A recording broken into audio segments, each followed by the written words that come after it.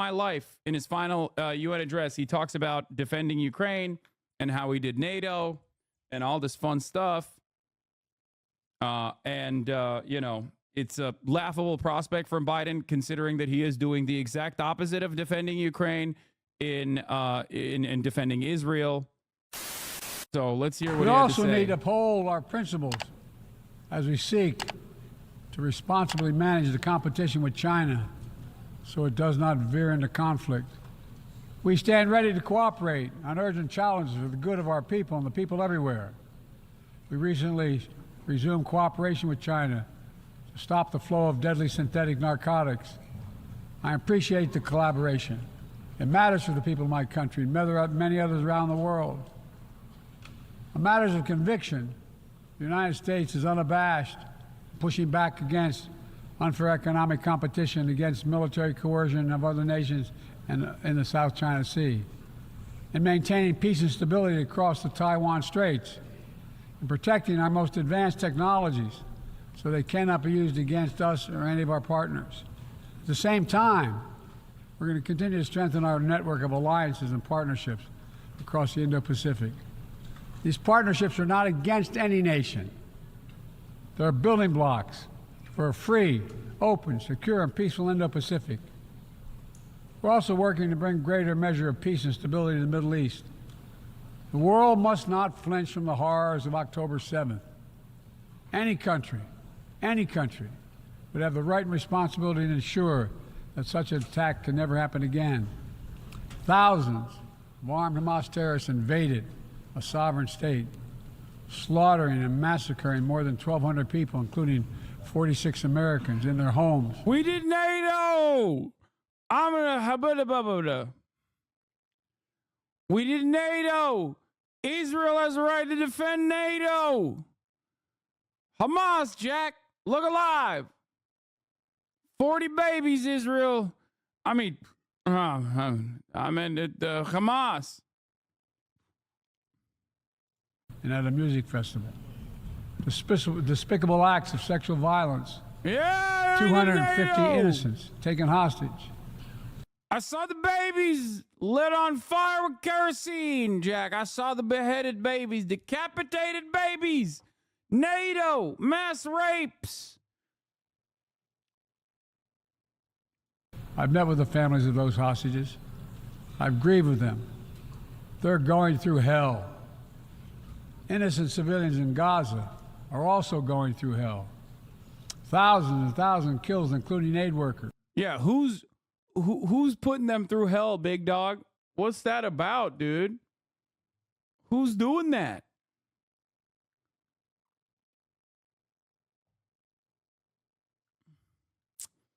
Do you want Trump to win? Why are you making fun of Biden? He's just a little battle fella. God, some of the best lines came from his at the end of his career, dude. Battle fellas. The battle box.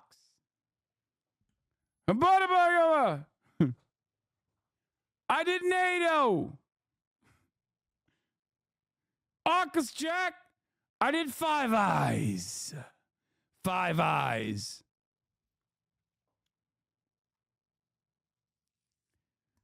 Israel has a right to defend itself, and I for sure will not stand idly by. I'll watch him kill every baby in Palestine. I'll never say Palestine. Never mind.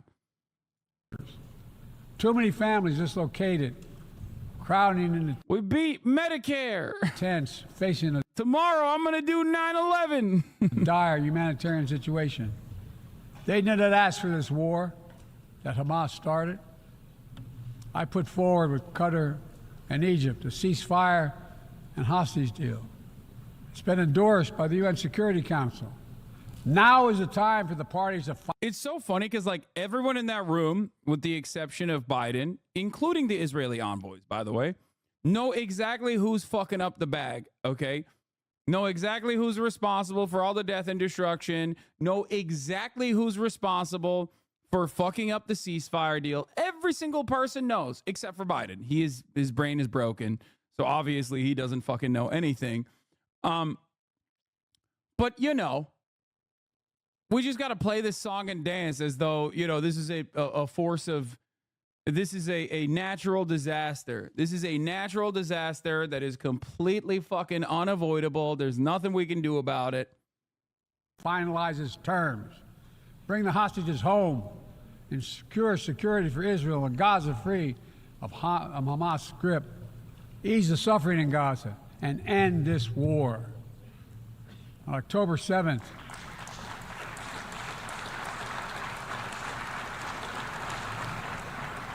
since October 7th, we've also been determined to prevent a wider war that engulfs the entire region. Have you? Have you been determined to prevent it? Have you? Because I don't think you have, dude. You haven't done a good job at all about that if you have been. I mean, you're either the biggest fucking dumbass on the planet or you're just lying. And I think it's a bit of both. Okay? I think it's a bit of both. He's both a dumbass because his brain is leaking out of his fucking ear, and he also simultaneously is lying.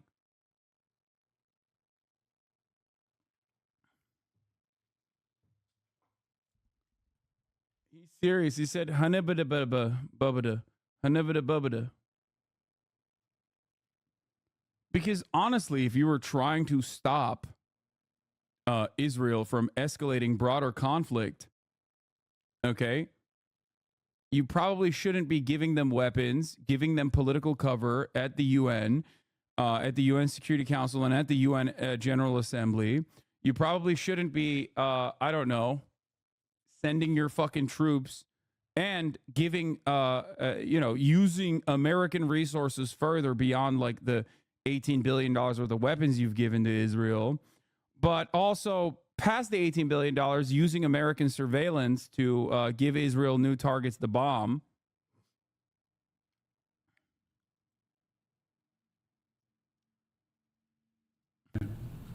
Hezbollah, unprovoked, joined the October 7th attack, launching... Wait, what do we unprovoked? No, that shit was not it was definitely provoked, okay?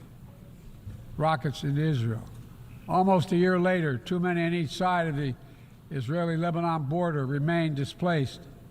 Full-scale war is not in anyone's interest.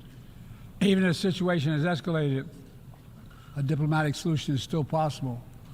In fact, it remains the only path to lasting security to allow the residents from both countries to return to their homes and the border safely. And that's what we're working tirelessly to achieve. As we look ahead, we must also address the... How would you feel about the U.S. only giving humanitarian aid to both Gaza and Israel? What does that even mean? I want the United States to give Gaza its own Iron Dome, okay? If we're making money, if our only goal in this situation is to make money, give them a fucking Iron Dome, dog. What are we talking about? Equalize the fucking playing field. Give them weapons. Give them an Iron Dome. Let them have sovereignty and defend themselves. Fuck it, you know? This is ironically something that I have advocated for quite a while, by the way. This is not even a new thing that I'm saying now. I've been saying it for fucking years. Give them an Iron Dome. Who cares? Lebanon? Nope. Lebanon gets an Iron Dome too. Give them billions of dollars to build bunkers, you know, shelters from Israeli missiles. Give them billions of dollars and fund their Iron Dome. Iron Dome for everybody. Give Ukraine an Iron Dome. Yeah, everybody gets one. Rise of violence against innocent Palestinians on the West Bank and set the conditions for a better future, including a two-state solution where Israel enjoys security and peace and full recognition and normalized relations with all its neighbors, where Palestinians live in security, dignity, and self-determination in a state of their own.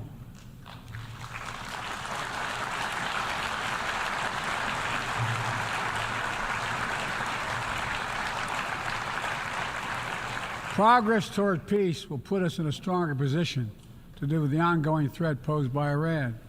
Together, we must deny oxygen to its terrorist proxies, which have called for more October 7th, and ensure that Iran will never, ever obtain a nuclear weapon. Gaza is not the only conflict that deserves our outrage. In Sudan, a bloody civil war. Wait, Gaza is a conflict that deserves our outrage?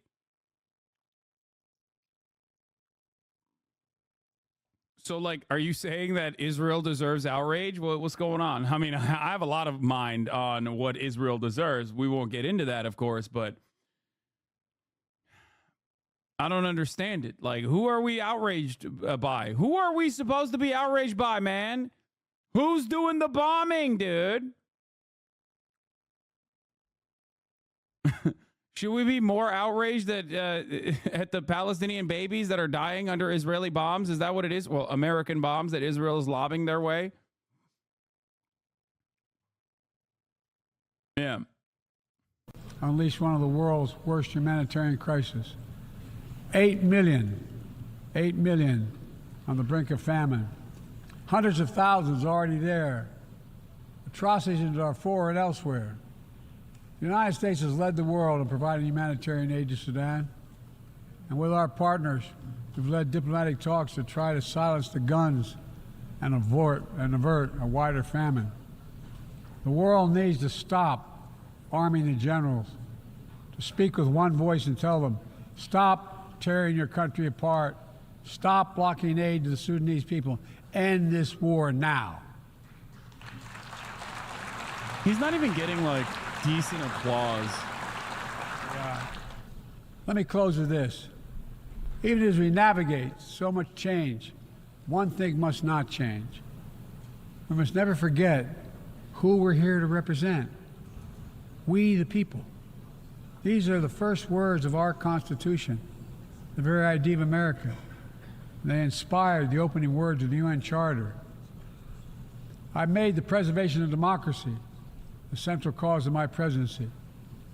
By the way, even with Sudan, okay, I haven't really covered it that much, okay? But with respect to Sudan, here is Congresswoman Sarah Jacobs, who is correct on the issue, okay? Biden also could make a fucking phone call and stop that shit dead in its tracks as well.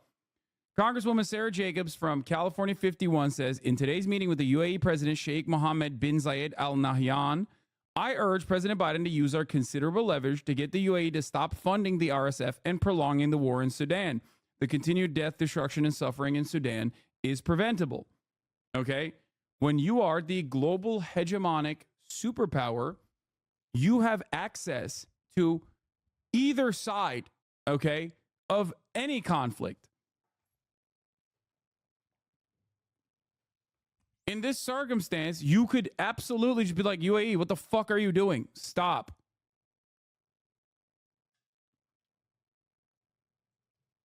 That's it. It's a vassal state.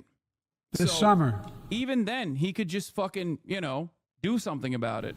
I faced a decision whether to seek a second term as president. It was a difficult decision. Being president has been the honor of my life. There's so much more I want to get done. As much as I love the job, I love my country more.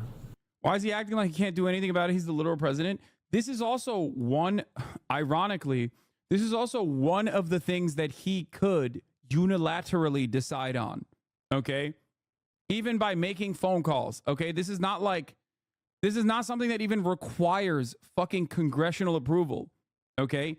This aspect of foreign policy is directly in the hands of Joe Biden. He could do this.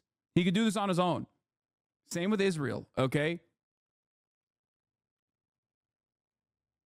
He could do a lot of things as the president, but like this is one of those instances where he could personally just do whatever the fuck he wants.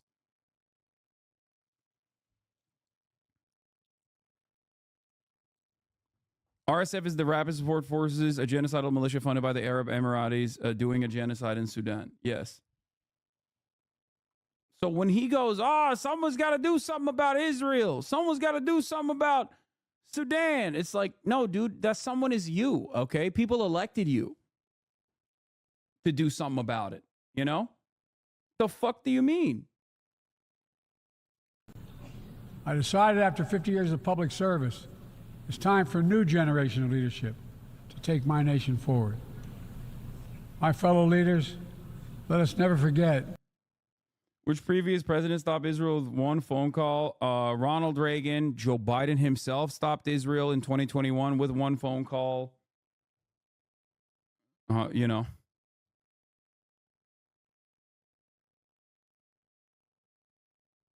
Yeah, someone called the president. We got to do something. George H.W. Bush.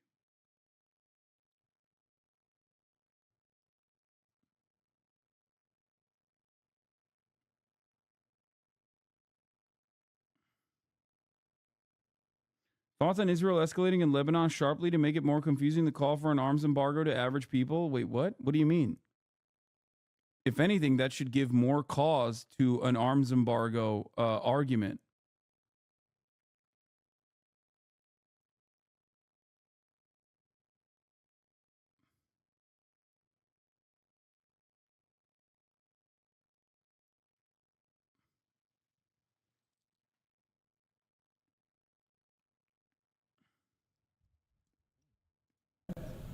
Some things are more important than staying in power. It's your people.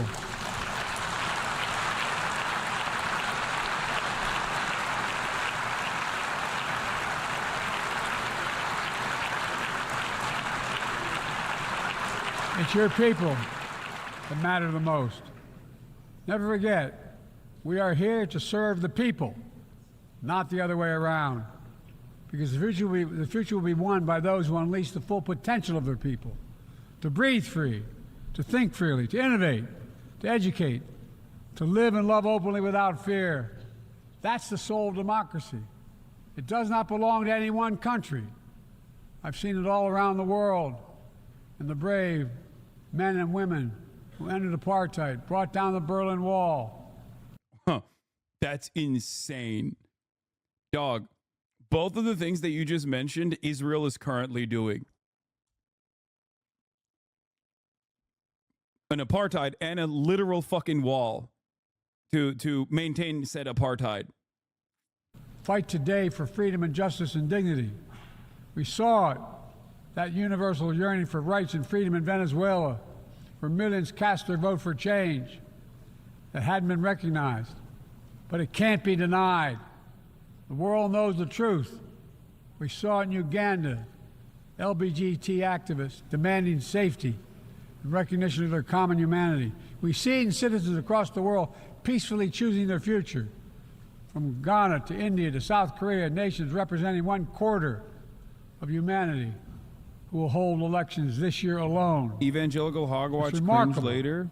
The power of we the people that makes me more optimistic about the future than I've ever been. Since I was first elected to the United States. East-West Germany was not an apartheid? No. He was talking about apartheid South Africa, bringing down apartheid South Africa. And then he said bringing down the wall.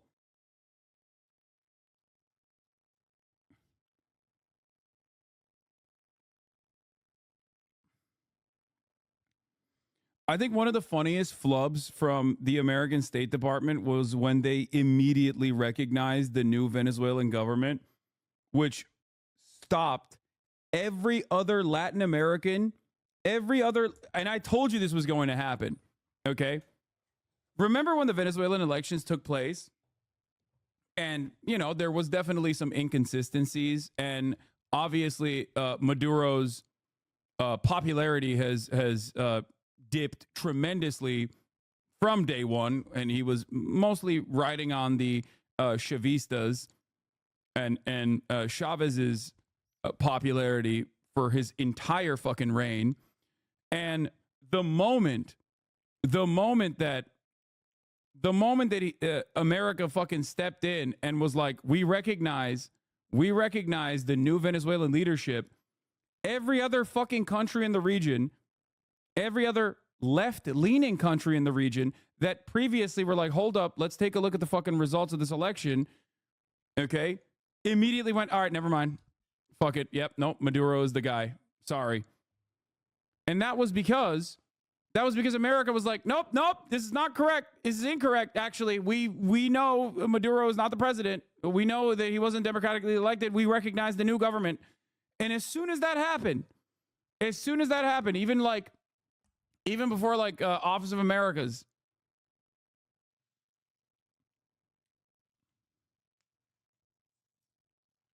as soon as that happened, all of that conversation stopped dead in its fucking tracks.